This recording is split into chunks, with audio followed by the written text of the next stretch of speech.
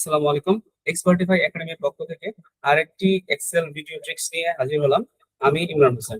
মনে করি আমাদের এরকম একটা টেবিল আছে এবং চারটা টেবিলে ডাটা আছে: জানুয়ারি মাসের সেল, ফেব্রুয়ারি মাসের সেল, মার্চ মাসের সেল এবং এপ্রিল মাসের সেল।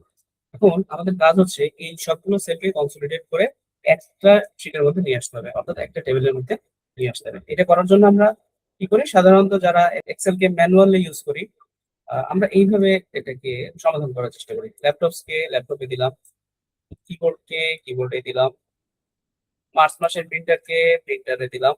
কিন্তু এইভাবে করতে গেলে আপনার সারাদিন সময় নষ্ট হবে এবং ডাটা যদি হিউজ পরিমাণ থাকে, এটা একেবারেই করা সম্ভব না। এটা খুব অল্প সময়ে আমরা কিভাবে করতে পারি, চলুন দেখে আসি। তার আগে এক্সপার্টিফাই একাডেমির বিভিন্ন কোর্স সম্পর্কে জানতে আমাদের ফেসবুক পেজ, আমাদের ওয়েবসাইট অথবা আমাদের হোয়াটসঅ্যাপ গ্রুপে যোগাযোগ করুন। এটা করার জন্য আমরা যেটা করব, আমরা প্রথমে আমাদের কনসোলিডেটেড শীটটাকে প্রথমে সিলেক্ট করে নিব। সিলেক্ট করার পরে আমরা একটা শর্টকাট ক্লিক করব। শর্টকাট হচ্ছে অল্টার প্লাস এ প্লাস এন। যখনই আমরা এই শর্টকাটটা দিব, এমন একটা উইন্ডো চলে আসবে।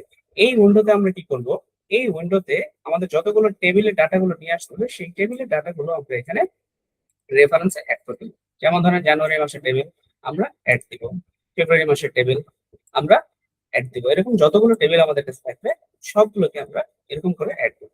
অ্যাড দেওয়ার পরে কি হবে, এবং লক্ষ্য করে দেখেন এখানে দুইটা বাটন অলরেডি ক্লিক করা আছে, ক্লিক করাই থাকবে, ক্লিক করে রাখবেন, এটাকে তুলবেন না, টপ রো এবং লাস্ট রো। এরপরে আমরা যেটা করব, যখন আমরা ওকে ক্লিক করব, দেখবেন সমস্ত ডাটা এখানে চলে এসেছে। এগুলো ডাটা অটোমেটিক ভাবে ল্যাপটপ, জানুয়ারি মাস, ফেব্রুয়ারি মাস, মার্চ, এপ্রিল, সবগুলো ডাটা, স্মার্ট ওয়াচ কোন মাসে আছে, সেল আছে, সবগুলো ডাটা এখানে চলে আসছে এট এ টাইম, খুব অল্প সময়। আশা করি ভিডিওটা ভালো লেগেছে। ভিডিওটা ভালো লাগলে অবশ্যই কমেন্ট করবেন, শেয়ার করবেন এবং চ্যানেলটা যদি সাবস্ক্রাইব করা না থাকে অবশ্যই সাবস্ক্রাইব করে নেবেন এবং আমাদের ফেসবুক পেজ থেকে যদি দেখছেন এটা, তাহলে ফেসবুক পেজটা অবশ্যই ফলো করে নেবেন।